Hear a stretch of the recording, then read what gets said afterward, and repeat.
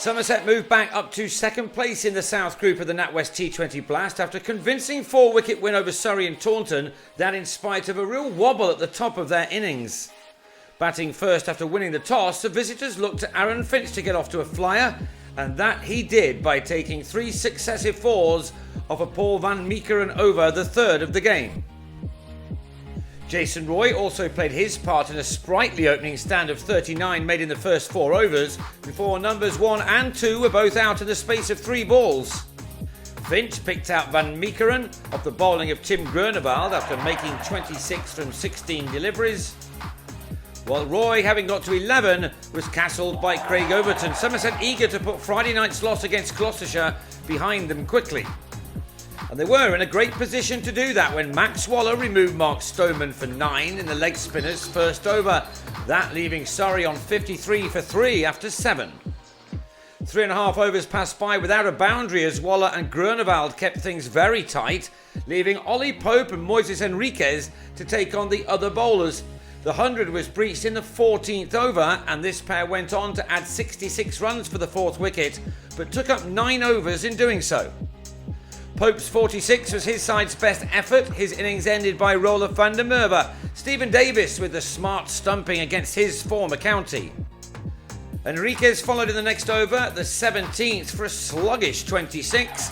Van der Merwe now involved in the field to leave the Londoners on 123 for 5. 12 more had been added to that when Sam Curran helped the excellent Groenewald to figures of 2 for 26 from his 4 overs. Waller with the catch, which left Ricky Clark and Tom Curran to try to get as many runs as they could at the death.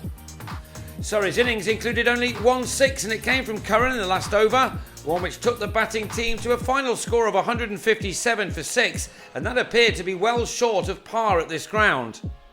The chase, though, began badly. Davis dismissed to the first ball he faced to give Jade Dernbach something early to cheer about. Dernbach then struck again in his next over, Johan Myburg offering Gareth Batty some work in the field as he departed for 4 at 20 for 2. And Surrey was suddenly emerging as favourites when Jim Allenby found Finch off Tom Curran after making only 5, followed by the dismissal of Gregory, who struck his 11th delivery to Henriques off Clark, now back at Surrey of course, the opener on his way for 17. Clark also dismissed Tom Abel after switching ends, the wicket leaving Somerset in some trouble on 47 for 5, 1 ball into the 9th over. The chances of making it into the knockout stages of this tournament were diminishing fast, or so it would seem. Halfway through the reply, things had begun to improve, with van der Merwe clearing the rope off Batty to carry the total to 70 for 5, 88 more required of the final 10. Van der Merwe's policy of all-out attack in spite of the wickets down proved to be exactly the right one. Henriques was the next to witness the clean striking of the South African. James Hildreth played his role really well too, picking off some boundaries just when they were needed. Up came the 100 when van der Merwe went big again, this time off the bowling of Clark, the batsman racing to a crucial 36 made from only 19 balls, adding 69 with Hildreth in 35. But there was still work to be done when van der Merwe was bowled by the returning Dernbach. There were 6 overs of the match to go, from which Somerset now required 42.